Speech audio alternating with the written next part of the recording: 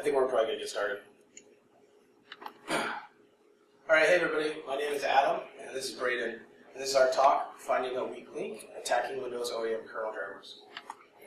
So today, we're going to talk about some of the reasons and motivations why we came up with this research, and also a methodology that was emerged as a result. We're also going to talk about some of the fuzzing tools and techniques that we used during this process, as well as a new reverse engineering tool we created to help aid in the process. Finally, we're going to talk about some of the bugs that we found in some OEM kernel drivers, and with any luck, we'll have some time left, and we'll fetch questions. But first, a little about us. Both Braden and I are security consultants at NCC Group. For people that don't know, NCC Group offers penetration testing services and other security-related services. Basically, they pay us to break stuff, which is pretty cool. We're mostly interested, us, in kind of like native application security and reverse engineering. Fun fact about us is that we both attended and graduated from the University of Oregon. Now, before we even got started in this research, we kind of noticed that most of the information that was sort of laid out for kind of going after Windows kernel bugs was targeted towards two specific audiences. Either kernel driver developers that have been like doing it for like several years, or kind of like your first Hello World program you just finished yesterday. To us, this didn't really seem like the best audience choice for these kind of attacks, and this was kind of our motivation to create our own methodology. So we decided we wanted to make a methodology that somebody that had some native application security experience, but maybe not necessarily has gotten down in like kernel land, could use to find some Windows kernel bugs. And so we did some brainstorming, and we came up with 3 specific goals that we wanted to satisfy. The first one was obviously we had to kind of create this methodology, and we focus on making it easy to do, reproducible, and sort of somewhat efficient. And in order to realize that goal, we knew that we were probably going to have to either create some new tools or modify some existing ones. And then finally, of course, no methodology matters if we don't have any bugs. And so in that case, we wanted to make sure that we were specifically going to find bugs in fully patched Windows 10 installations. So where do you even begin starting when trying to create like that kind of methodology? Well, I know how we did it, and we basically began by asking ourselves some really simple questions, such as, well, where are bugs most likely going to be found? And since we're kind of, naturally looking at Windows kernel drivers, you might think, well, what about Microsoft drivers? Well, and this is not necessarily the worst thing to think about. I mean, they are going to be present and prevalent in any Windows installation, and additionally, they have had issues in the past. That being said, Microsoft has done, some very recent things to like improve their driver security model, and based on this thing, you can still find bugs in Microsoft drivers, but their rigorous security development lifecycle definitely makes it less of an easy target. On the other hand, OEMs, they don't necessarily have that same level of security extended to them, and so we chose them to be our targets. So the natural second question that follows from that is, okay, well, how are you going to find the bugs? And kind of keeping along with the methodology of an efficient, easy to do, and reproducible process, we decided to go with minimal effort bug hunting, aka fuzzing. And then sort of a final question we asked was, okay, well, other people have stuff that they've done in this area, like methodologies and so on and so forth. How can we improve upon any of those existing processes? And we decided that we really wanted to create a tool to sort of help automate some things during the reverse engineering process, and we were hoping that this would help satisfy that question. So we have our second goal. We wanted to create or modify some existing tools, and since we knew that we were going to be doing fuzzing for like our bug hunting method, we were like, okay, well, we have 2 choices. We can either create a new Windows kernel driver fuzzer, not happening, or we can modify an existing one. And so we obviously decided to go with modify an existing one, and we focused our time on extending its functionality with extra features and bug fixes. And then the second idea was, of course, we wanted to create this tool, and so we decided we were going to create a tool to help with automating the reverse engineering process and using an IDA Python plugin. And then finally, obviously the most important goal is we wanted to find bugs in fully patched Windows 10 installations. If we didn't find those bugs, the methodology would sort of be worthless. It's like, hey guys, we did all this research, but check it out, we didn't get any bugs, so you should totally try this. No one's going to go for that. But luckily, we did go through and we did follow like sort of this methodology, and we were able to locate some bugs. And so I think so far we can say great success. Now, we've kind of talked about sort of the motivations of why we did this research and, you know, our outline of our methodology. And we know we're going to attack OEM target drivers, and we know we're going to use fuzzing. But first we have to actually have drivers to fuzz, so where the hell are they? Well, luckily, Windows can help us out with that particular task. Built into Windows is a tool called Driver Query. And basically what Driver Query does is it will output the drivers loaded into the system. So here's a picture of Driver Query doing just that. Particularly the /SI flag is important here because that tells Driver Query to output who signed the driver. And so in this case, the OEMs that we're looking for.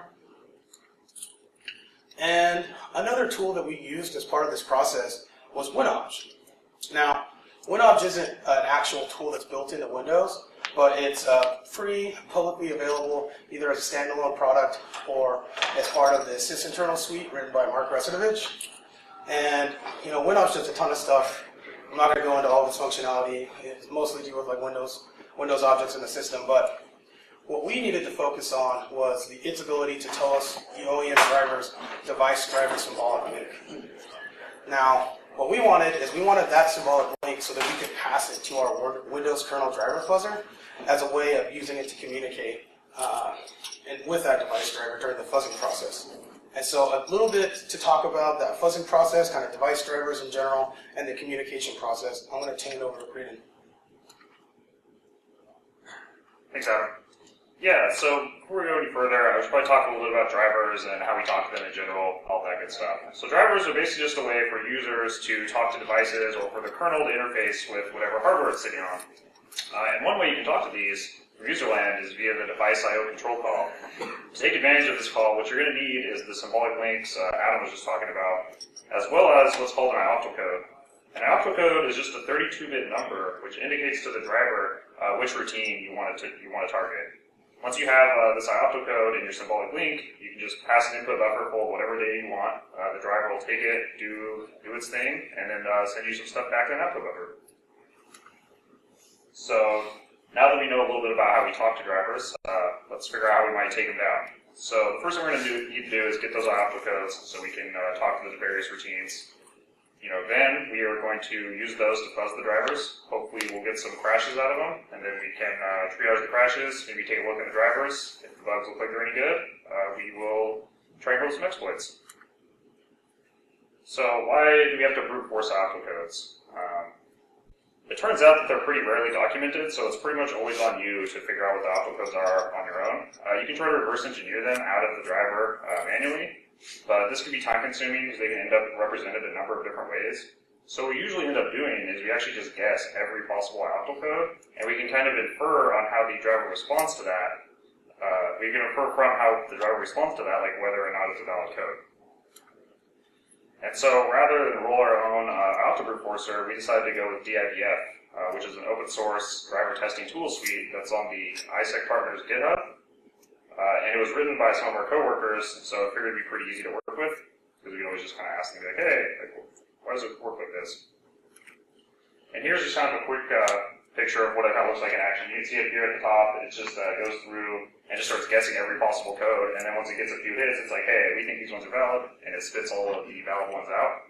And in the background, it's also writing this information to a file, so in case it crashes along the way, you won't lose all your information, because sometimes you'll get crashes when doing this step. And so now that we have some IOPTL codes, we can get to fuzzing.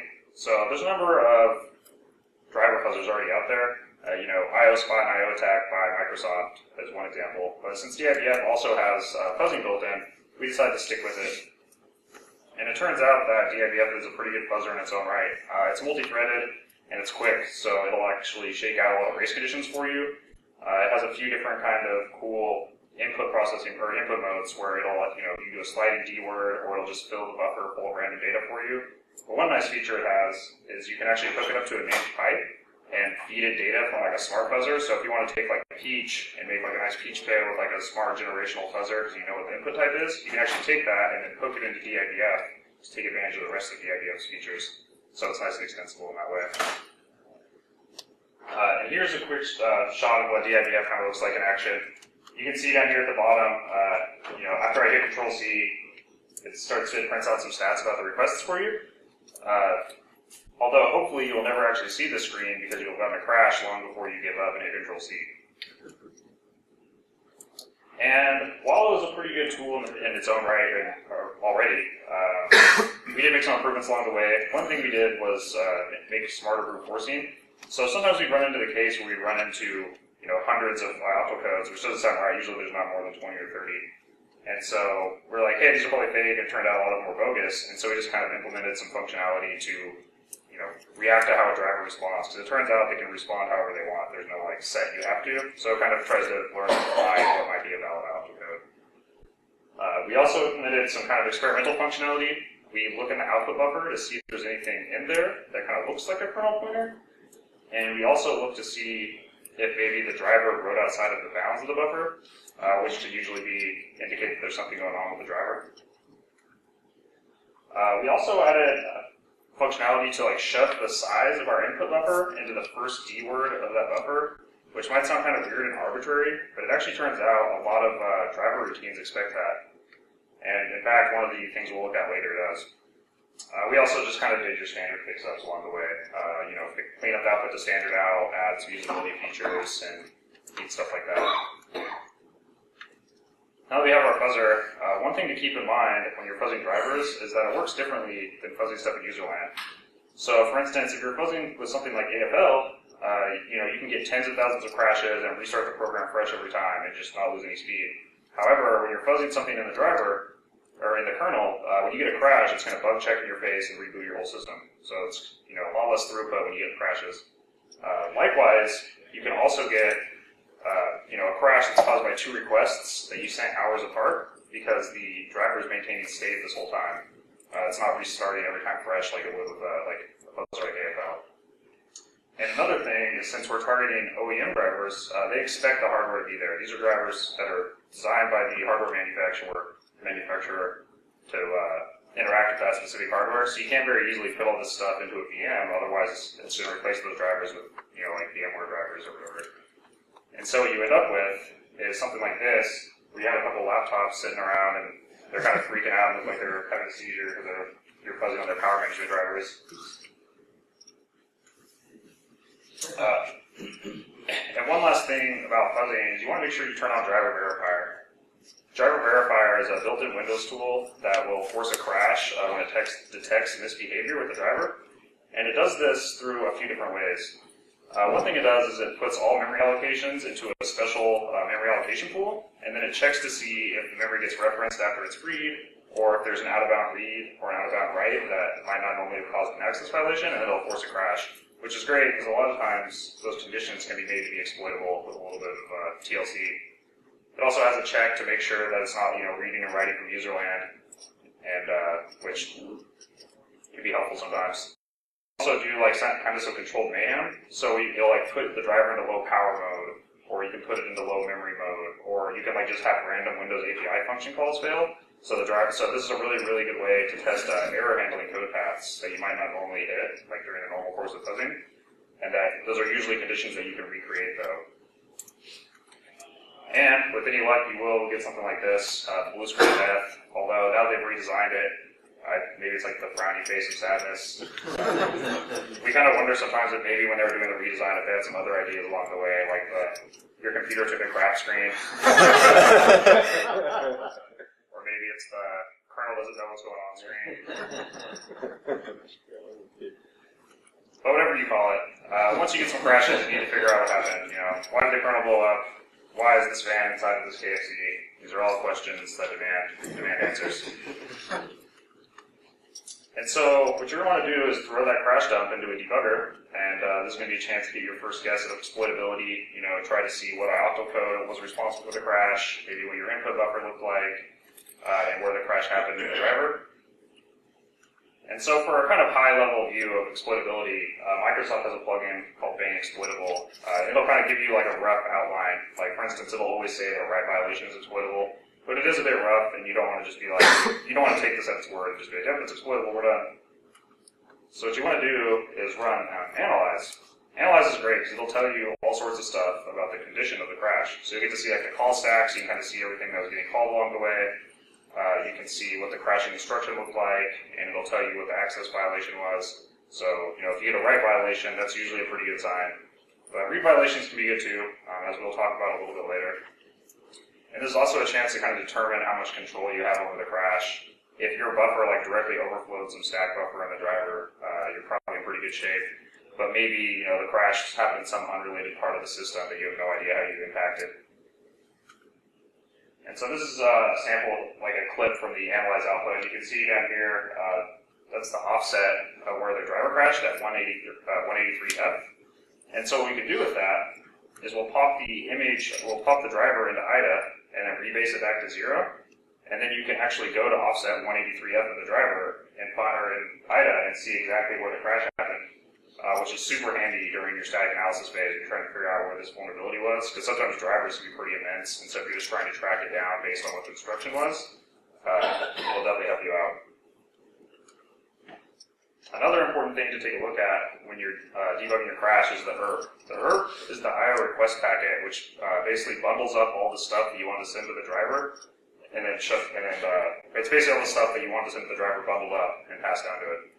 And so you can look in here, and this is how you're going to find out what your input buffer was that the fuzzer sent, so you can see what all the random data that got generated that caused the crash was. This is also a chance to find out what the IOPTL code was. So in the case that you're fuzzing like 20 different IOPTLs at once, you don't necessarily, or you need to know which one it is, because you're not going to necessarily know which one caused the crash. And this stuff's going to come in handy when you're trying to go through your static analysis phase. Alright, now we just covered a fair amount of stuff relatively quickly, so let's kind of just see where we're at here. So first thing we did, right, is we located the drivers, then we brute forced all the optal codes out of them, then we fuzzed the drivers, we got some crashes, and then we take a look at the crashes in WinDBG, try to figure out what's going on, got some relevant information out of the crashes, and now we're going to move to the static analysis phase. We're going to take this driver that we know has some sort of bug in it, we're going to try to dig in and figure out what that vulnerability is. And it turns out some of this process can be automated because drivers have a lot in common, a lot of shared traits between them. To talk a little bit more about that, I'll kick it back over to Adam. Thanks. So as Braden was saying, drivers do tend to share a lot of different structures in common, and we wanted to create a tool to sort of help automate a lot of this reversing process, because what we noticed is while we were doing our research, we ended up reversing several different drivers, and we kept running into these same structures. And we're like, hey, this is like the 17th time I reversed this. It's getting old. And the first thought is like, it'd be cool if this was just automatically done for me, and I could just move on to where hopefully the bug is.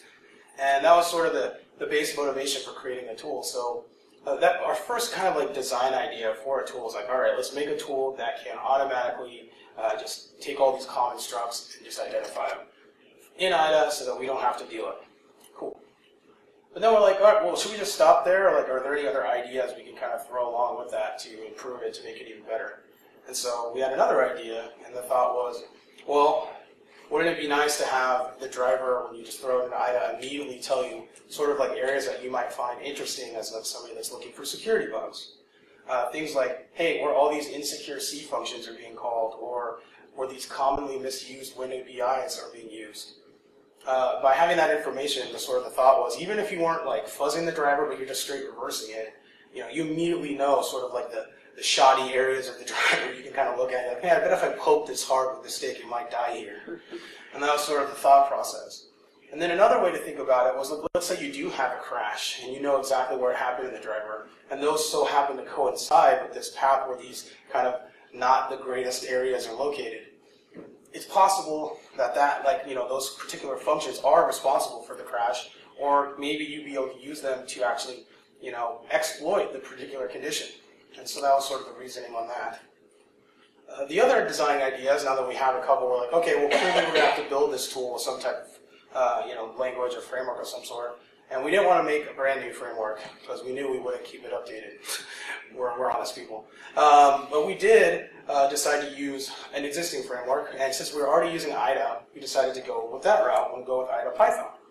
Now, of course, there's several different IDA frameworks we could have used, like IDA C, or our buddy Joe's rumored IDA PHP framework. Anybody? No? You should look for our GitHub, I swear. We decided just to go ahead and stick with Python. You know, Python seemed to be easiest for our goals. And sort of like some other design ideas that we had were, you know, there's a lot of community work, I think, in this particular area when it comes to like building tools to help with these type of processes. And we didn't want to sort of rewrite the wheel. Like if there's already some functionality that exists out there, for instance, like decoding ioctals, like why we didn't want to just go ahead and rewrite that function since it's so many open source implementations of it and just wasting cycles. We're doing it, and it's like we might as well share it. We're all community. And then like our final and most important design goal probably was to be easy to use.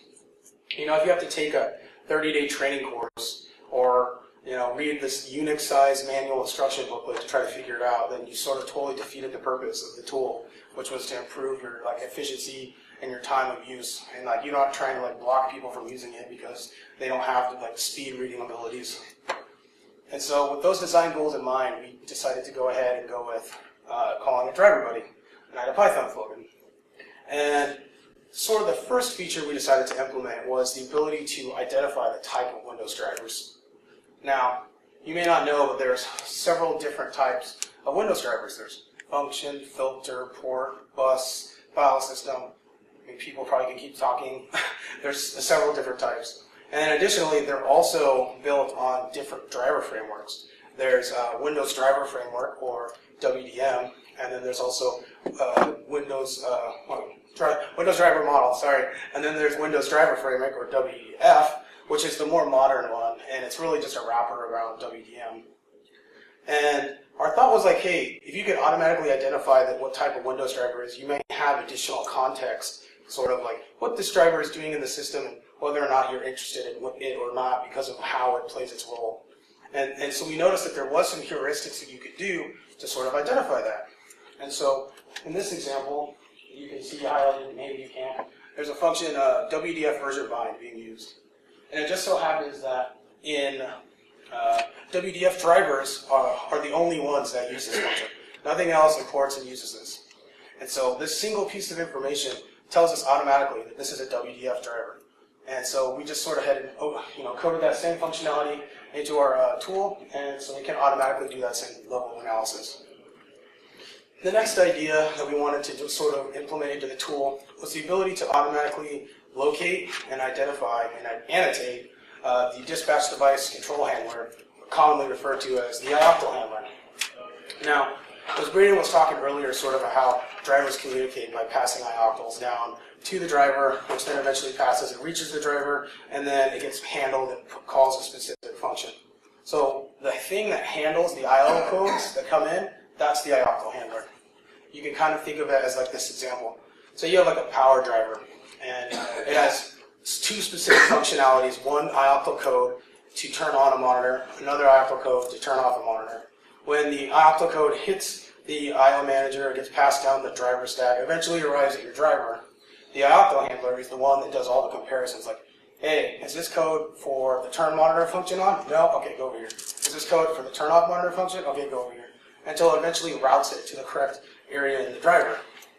So you can sort of see how this would be interesting, why you'd want to know about this. For one, if you didn't have a way of brute forcing those ioctals, then you'd be able to reverse them out of this particular function. And as he said, Braden was talking about before, it might not be trivial. I mean, they may do some weird representation of the octal, some kind of math exam you'll have to take before you can figure it out, or go through like some crazy jump table. But the fact is, if you wanted to, you could reverse them out. Another thought is if you sort of used the methodology and you went through and you got a crash and you knew which ioctal caused the crash, now you have sort of like the starting entry point where the ioctal comes in and where the crash appears. And so you can kind of narrow your focus down into the area of the driver that this sort of crash is related to. assuming there's like concurrency controls built in this driver. And if not, then it'll be a total shit show, and we'll know about that later when we talk about the next driver. But yeah, I mean, that's the kind of like the reasoning we were thinking about. This is an important thing to know about. And so here's sort of just the demo of it doing its thing. And this is like a subroutine, not that important. But the highlighted region is the unidentified ioctl handler. So we run driver buddy, and it just identifies it. I mean, it's as simple as that. There's not really much to that particular thing. It's just, hey, it tells you where it's at, and you can go right to analyzing. The sort of next feature we wanted to implement is, like, now that we have that one the real and most important kind of thing, we wanted to get all the rest so that were kind of distinct to the different driver models. For instance, in the WDM drivers, there's a lot of these structs that are common that are part of the ioctl handler. Things like the device object, IO stack location, and the ERP. And then in WDF drivers, there's just like a plethora of functions that can automatically be identified just based off KMDF string. And so here's just another demo of sort of that functionality. This is another like unimportant function. It actually turns out this is the ioctl handler from the previous slide. We just stepped into it. So it's not identified or anything. We run driver buddy. It kind of goes through and does its analysis of some sort. And then it comes out and it's now identified, hey, yes, this is the ioctl handler. Also, there's some ERP information, a device object, and some IO stack stuff, which is cool. And then in this one, this is a WDF driver. And if you remember from before, the reason you can tell that is because it's calling WDF version bind. And additionally, that's pretty much all we can talk about it. I mean, it's kind of not much going on in this function. We don't really have a lot of context. It's a really tiny snippet. And then these two highlighted quad words. We're like, well, those are probably functions, but what are they? I don't know. And maybe if you like do kernel development for a long time, you can just look at this and just know what it is. I know I can't. And so unless you want to do all the analysis around this thing to try to figure what those are, you know, you're probably going to be at the same spot where you don't really have much context. Yep. What was it? For data structures and stuff you guys have to write out yourself, or was that part of IDAPRO? Yeah, so IDAPRO has a lot of built-in structs already, and so what you can do is you can utilize sort of like this undocumented feature of IDA. It's like called like IDA TVTIL or something like that. I had to look into the C source to find it. But basically, you can use that to actually use those and hook it. But you still have to like identify like, hey, where these are and offset to like the device object pointer or whatever it is that you're passing in. Cool. So yeah, there's not really much context about what's going on in this. Luckily, it turns out that those two specific functions are WDF functions. And so after we run driver buddy, they automatically get identified. And so like now, before when we really had no context about what was going on, we can actually Google or MSDN these functions, find out what they mean. And those are usually like real sticking points when you're doing reversing, is when you're just like, man, I don't know what these function pointers are. What is this going on? But now we know, and so hopefully we can continue on with our analysis. Sort of the next thing we wanted to implement was the ability to decode ioctls. Now, this isn't unique. Tons of tools do this. In fact, the fuzzer we use, DIBF, already has this built in. But we thought it was a useful feature, and we wanted to include it anyways. And you may be asking, okay, like, well, what is decoding ioctls? What does that even mean? Well, it turns out that ioctls are deterministic. So they kind of have this format where part of the data gets represented in this manner. So there's like the device type, the required access, the function code, and the transfer type. And sort of for the purpose of like what we're focusing on, we're really going to pay attention to the transfer type only. And so what the transfer type does is it's how the data from the ioctl gets transferred to the device driver. And there's four main modes. There's a method buffered, and method buffered is where the data gets transferred to a kernel land buffer, and then there's method direct, indirect, and method outdirect, which is used as memory descriptor lists, or MDLs. And then there's method neither, which, spoiler alert, does neither of those. It actually just copies and it reads and writes directly to user land memory, which I don't know how much you guys know about stuff like that, but that should be sending some weird tinglies to you. It's not the greatest idea for a driver to use such a thing.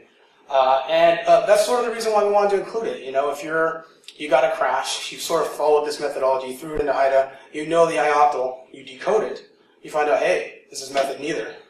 You're immediately going to be game-faced because you're like, oh yeah, I got that exploit now, baby. And that's just sort of how that comes out. And so at the bottom there is just an example of it being decoded. It's not unique, yay. And then the last thing we wanted to do is kind of like that interesting areas of the driver function, and which is sort of subjective. But we kind of focused on insecure C functions and commonly misused Windows API calls. And so here you can kind of see it looking through. This driver is pretty boring. It didn't really have much going on. But it does flag some Win API calls. Now, I want to be clear that the fact that they're using these Win API calls doesn't mean it's a bug.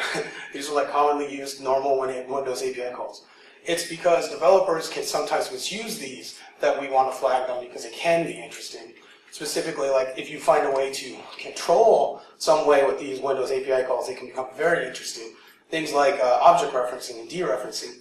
These can lead to ref counting exploits. And so those were sort of the features that we came up with on this initial idea.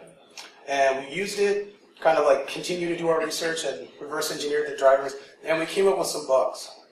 And I'm going to go ahead and turn it over to Braden to let him talk about those bugs. So, yeah, bugs. Let's talk about them. So we did find a couple of unique vulnerabilities in a Lenovo driver, and they ended up issuing an advisory for it. And we'll go into a little bit more detail on them, but one was a race condition bug that ended up in use after precondition, and then the other one is an unsanitized input that ended up giving us a arbitrary memory read.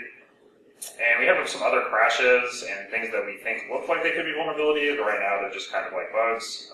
We haven't had a chance to follow up on them, but hopefully someday in the future we will have more to say about those. Before we go any further, just want to give a shout out to Lenovo. They were super great to work with during the disclosure process. They emailed us back the first day we emailed them. Within a week and a half, they had sent us like a beta patch to test out, and I think like a month and a half later, they had the full patch out and an advisory posted, which we thought was pretty nice. So kudos to them. 10 out of 10. Would report again. And now that those bugs are patched, we can give you a tale of two POCs. So the first issue is this race condition bug, and you can see here it was memory getting referenced after it was freed in the special pool. So the special pool, if you recall, is a sure sign that our friend driver verifier is what caught this. And so one thing to keep in mind with drivers is that they're asynchronous by nature. You know, every different user, every different process can be calling them at once, which is not necessarily a problem as long as there's no shared memory, which also isn't really a problem as long as there's concurrency controls. But in the case of this driver, I had an object or a queue full of objects that is shared between all callers and had zero concurrency controls around it. So what would happen is you could be removing stuff from this queue while some other call is using that same object, and so you'll remove it and then they'll use it after it gets freed. So what can we do with this? Well, it looks to us like it's exploitable for code execution, but we can't say for 100% sure because we ran out of time and we're trying to get that working. For a quick and dirty local denial service, we can just run something like this where it's just a few threads adding and removing objects at the same time. And this will actually cause your computer to blue screen about as fast as it takes the computer to load a blue screen. So our next bug is the memory read, and we did spend a little bit more time diving in on this, so we'll go ahead and go through kind of what this looks like in the driver itself. So this is the ioptal handler that we were talking about, Adam was referencing earlier, and you can see that the ERP is for us by driver buddy. And so this is where your data first comes into the driver when you send that device IO control call. This is the handler that picks it up. And the important thing to keep in mind here is that the ERP is going to have the system buffer that contains all of our potentially malicious data, as well as the ioptal code that's going to tell it which routine to send our data to. And so this is what the ioptal handler looks like at a high level. And the main thing I just want to point out here is this kind of cascading effect up in the top left, where it's kind of, what it's doing there is it's saying, hey, is this ioptal code go to this routine? No? All right, go down here, check this one. Does it go to this routine? No. So on and so forth, until it gets to something like this, where it says, hey, this is the ioptal code I'm looking for, and it wraps up, and it takes all your stuff and passes it to the appropriate routine. So I recognize this one's probably pretty hard to read, but basically all that's going on here is the driver is checking to see if our output buffer is big enough to hold the data it's planning on sending back. The important thing to keep in mind here is we want to make sure that we pass all these checks, so that way we can get to this part, which is the abort part. So this is the function where the vulnerability lies. And so what happens here at the start is you get this how function call, and what that'll do is it'll return a physical address to us every time we run this. Return the hex number fed 10,000. So then what happens is it takes this number and it adds it to a number that's in our buffer that we control. And then it takes the sum of that addition and passes it to this mmap IO space down here. Way down there at the bottom. And because of the properties of like kind of integer math, right, we can actually now fully control that first call by like overflowing the number with our addition. And so we now have full control over the first call to mmap IO space. So you might be wondering, what's mmap IO space? Why do we care? So mmap IO space, what that does is it takes in a physical memory address and then it maps it to virtual memory, and it gives us back a pointer. And in the case of this driver, what it does is it takes in this address that we give it, that we now fully control, it maps it into virtual memory, it reads 8 bytes, and it sends it back up to the user. And so what we can do is just call this over and over again, incrementing our buffer 8 bytes at a time, until we have actually read 4 gigabytes of physical memory, the first 4 gigabytes of physical memory. And that's exactly what we ended up doing. So you'd see here in our little proof of concept, it's just a for loop, and we just make this call over and over again until, and we check to make sure that it's not all zeros, because it turns out a lot of physical memory is uninitialized. But we write all this to a dump file. And so after we get through and get our first 4 gigabytes of physical memory, what are we going to do with that? So there's a few things you can do with the giant swath of memory. You can use it to bypass kernel ASLR by identifying various kernel structures. You can also use it to read secrets that your process should be able to read, passwords that are cached by other processes, encryption keys that might be laying around, or, for instance, your BitLocker keys that might be hanging out in kernel memory. Or you can do a trivial local denial of service. And so what we decided to do was try to see if we could recover our BitLocker keys out of the stuff file. And talk a little bit more about that. I'll kick it back over to Adam. Thanks. So, just a real brief overview of what BitLocker is for people that may not know. BitLocker is full disk encryption option for Windows. It basically uses a family of AES encryption algorithms to sort of secure the data. There's several keys involved, but we're really going to only focus on the full volume encryption key because that's what we needed to actually decrypt the drive for our example. And then how it works is when you log into your computer, you undo the BitLocker screen, and you're using it as it's still enabled. It actually only decrypts the portions of the drive that are in use. So the other parts of the drive are still encrypted. And so this tells us immediately that those keys for encrypting and decrypting are going to have to be somewhere where we can get access to it quickly because it's going to be doing it all the time. And so we knew by that alone it was going to have to be in memory. And thus, we have a memory disclosure bug. Kind of a good combination. And so we're like, all right, cool. So let's just go ahead and grab those BitLocker keys. I'm sure that they're easily able to be located. But it's not like the BitLocker keys sitting there with a sign on it. Yo, what's up? BitLocker key in memory. It's just random bytes. It just looks like anything else that would come out of an encrypted function, just a bunch of hex numbers. So we're like, all right, what are we going to do? Well, luckily we didn't have to do anything because somebody else has already done all this work for us, which is super awesome. And we just kind of followed along with the heuristics of what they came up with. And this is sort of what it was. It's sort of a lot of technical information about how these heuristics go together. We wanted to make sure that it would work on our system. So our system was a fully patched Win10 installation with a AS128 cipher and CPC mode. And the main thing to kind of narrow down where the BitLocker keys would be in memory there's two specific things that really narrow it down. The first is the pool tag. So for people that aren't familiar with what pool tags are, when driver developers are creating their drivers, anytime they're doing memory allocations, they have the option of adding a pool tag to that memory pool allocation.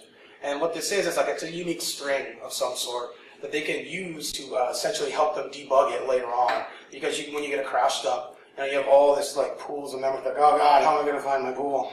Well, they have this like unique tag they can search for. It's like, I am super dumb. I'm sure there's only one of those tags, and then you can come up and it shows only those pool tags. And so that, for this particular driver, was the CNGB for the BitLocker keys. Now, the CNGB is actually associated with all of Microsoft's crypto API calls, so like all the new ones, which is like cryptography next generation, I think is what it stands for. And so that's not really like going to narrow down enough, right? There's going to be like a ton of crypto API calls. You're going to have like 1,000 pools tagged with this thing, so it's like not enough. But the second piece, the pool size, is what really narrows it down. So it turns out, for at least our tests, and it seems like many other systems, that BitLocker keys are always allocated into pools of 672 bytes. So these two pieces of information really narrow down the scope of how to find the actual BitLocker key in memory. It's not perfect because those two alone don't really get it. And what we ended up doing is we ended up finding some own heuristics that weren't added along to this, that weren't really shown on the person that we were looking for information about this on. And this is kind of like what we came up with. So in red, you can kind of say this is the pool tag, that CNGB. I don't know if you guys can still hear me. And then here we have the 672 byte green pool size. And then what we noticed was, if the pool allocation was going to contain the BitLocker key, it's going to be anywhere between 0x40 and 0x90 bytes from this allocation. So if it's not between like that many number of bytes, then you're not going to see it in that pool. It just doesn't exist. And I don't know why. I couldn't tell you. But if it is, you will see the pool, the actual key size, which is going to be either 128-bit or 256-bit, depending on what you chose for your encryption algorithm. And then after that, you will always have these 3 null bytes. And that's sort of like another indicator, followed by the full volume encryption key. And then there will be 4 null bytes, followed by a duplicate of the full volume encryption key. You're like, why are they doing this so many times? I can't tell you. But that is how it comes out. And those particular set of heuristics were always correct. I mean, every single time if you use that, you'd always find the BitLocker key, which is awesome and terrifying. So what can you do with a full volume encryption key that's extracted from memory, right? It's not like BitLocker gives you the option like, hey, go ahead and decrypt this with weird bootlinked key. It's not like one of the standard options. So we, luckily again, we had some work done by some other people that created an open source library to mount BitLocker drives in Linux, libbde. And so that's exactly what we did. So here's just an example slide of us, hey, this is actually a BitLocker encrypted drive. It's the AES-128-bit, just like we were talking about. Again, this is just more of the same. Like, yes, this is encrypted. You can tell it has the full volume encryption header at the top and then a bunch of encrypted garbage. And now the important slide, right? The actual decryption process. Now, if you have like super eagle vision, maybe you can see that that is the same key we pulled out, but you probably don't. You'll have to take my word for it. It's the same key. And we use that to mount the drive. It decrypts. And then we're like, okay, what can we do to like prove we decrypted this thing? Like, you know, we obviously know that there's going to be some information on the drive that only we'll know. So we knew we had some secret information in there. So we decided, all right, we'll just search for that. So it turns out we knew the identity of Satoshi Nakamoto. So, spoiler alert, everybody. Satoshi Nakamoto is Hollembaek. Sorry. And then, just all jokes aside, we came up with just some more, metadata we wanted to show. The name of our computer was Sub-Zero. We just looked for it. So, yay, it was decrypted. We did it. Good job, us. But what we really were really looking for out of this, after coming up and saying, hey, this does work, was we wanted to see if other people were interested in this kind of work. And so, if this is something you find interesting and you would like to keep, kind of do it on your own or try it out, then this is sort of a breakdown, TLDR edition, of how you can do this. So you have, first you want to find your drivers, locate whichever ones they're going to be, Microsoft, OEM, whichever you're targeting. You can use tools like driver query and WinOps to help you out here. Next, you're going to either have to brute force the ioctls or reverse them out of the driver. Once you have those ioctls, you can start fuzzing the drivers until you get some crashes. Once you have some crashes, go ahead and triage them. Take as much information as you can. The crashing, what input, where it happened in the driver, what's the iocto code, what kind of violation was it, and then see if it's exploitable. And if it is, make a bug. And so basically, that's the majority of our talk for this. We have some future work we'd like to follow up on. We wanted to, obviously we have some bugs we haven't had a chance to triage. We think a couple of them are pretty cool, and that will turn out to something interesting, but haven't actually got that point yet. We would like to do some sort of automation in the WinDBG scene, kind of like the same idea, to help automate the crash triage analysis portion, make things easier and faster. Anytime you can improve efficiency, it's better. And then sort of the rest of the things are like we'd like more driver buddy features and, driver and then hit-based trace flushing. Yeah, sure, okay, someday. But thanks for listening, everybody. I do really appreciate it. Special thanks for Derbycon and everybody else on this list for helping the research.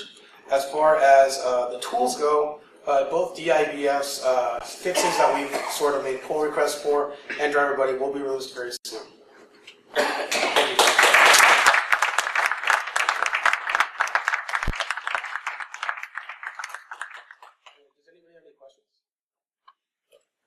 So the drivers who found the bugs in, did they make it through the WCL process? Were they WCL certified or were they not?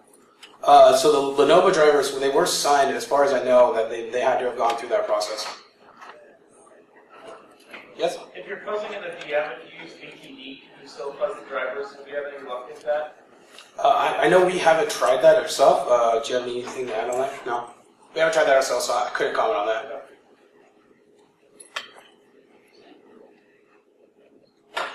Cool, thanks everyone.